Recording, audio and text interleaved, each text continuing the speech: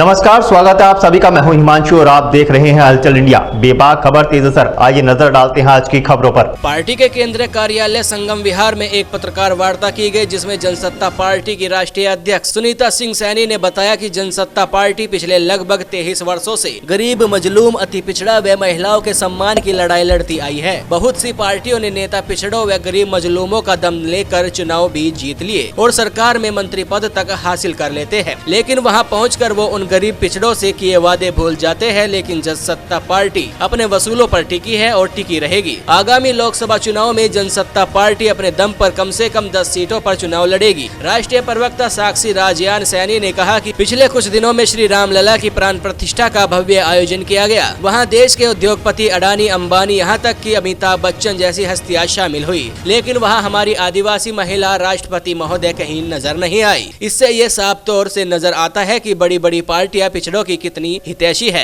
राष्ट्रीय प्रवक्ता ने यह भी कहा कि पार्टी अपने प्रभाव से आगामी लोकसभा चुनाव में ज्यादा से ज्यादा सीटों पर चुनाव लड़वाएगी और गरीब, पिछड़ों और महिलाओं के सम्मान की चिंता हमेशा है और रहेगी, जिसका आगाज पार्टी पश्चिम उत्तर प्रदेश से ही करेगी।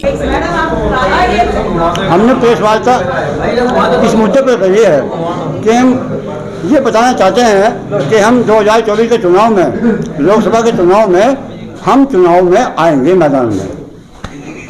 कौन सी पार्टी है आपकी? हमारी जनसत्ता पार्टी है जी। तो अभी कोई प्रत्याशी घोषित है? अभी बहुत शीघ्र हम मीटिंग करने के लिए अति शीघ्र मीटिंग करेंगे और आप लोगों को सूचित करेंगे। अच्छा, तो किसी गठबंधन के साथ आ रहे हो या अकेले? अभी हमारा कोई विचार नहीं है। अगर किसी से विचार विमर्श होते हैं तो हम हो सकता है कि हम गठबंधन कर सकते हैं। तो क्या मुद्दा रहेगा आपका? हमारा मुद्दा महंगाई, महिला का उत्थान, पीड़ित महिलाओं का, हम उसको आपके सामने क्या बताएं।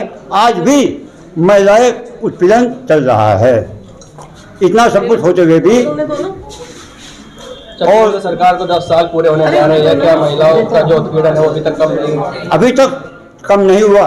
अभी मैं आपसे एक ताज़ी घटना बताता हूँ। हमारी पार्टी के जिला प्रभारी अशोक कश्यप, इनकी लड़की 2 महीने से गायब हो रही है। 27 साल की लड़की है, आज तक उसका ये पता नहीं है वो लड़की है कहाँ। जबकि अशोक जी ने अपने पुलिस डिपार्टमेंट में, मुजफ्फरनगर, सब जगह दरखास्त लगा रखी है, आज तक उसका कोई सुराग नहीं लग पाया। तो 10 साल में कौन कौन से भी काम आपको अच्छे लगे हैं मोदी सरकार के, जो हमें लगता है मोदी सरकार के कुछ काम नेक हैं, जैसे धारा 370, राम मंदिर और गरीबों को राशन, कुछ काम उनके अच्छे हैं। तो क्या कमी है फिर? कमी कहीं ना, देखो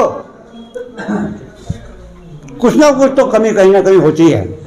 हर इंसान कोई ना कोई कमी लिए हुए होता है। एक अगर कोई कमी नहीं है तो केवल भगवान होते हैं, लेकिन इंसान के अंदर कहीं ना कहीं कोई कमी छिपी हुई होती है। उसको उजागर करना किसी कमी को, ये हमारा कर्तव्य नहीं है। तो अकेली मैदान में जी, आपकी पार्टी अकेली मैदान में उतरी? देखो पिछले लोकसभा के चुनाव में हमारे जयपाल सिंह विधान उसे लोकसभा से चुनाव में थे और हमने बालियान साहब को समर्थन दिया अपनी 10,000 वोटों का।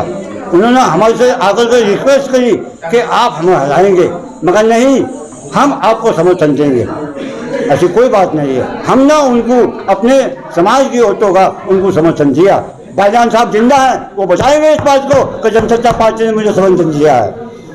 वक्त तो चला है आपसे विदा लेने का। कल फिर होंगे हाजिर कुछ नई और ताज़ा खबरों के साथ। तब तक के लिए दीजिए हमें इजाजत। नमस्कार। देखते रहिए हलचल इंडिया।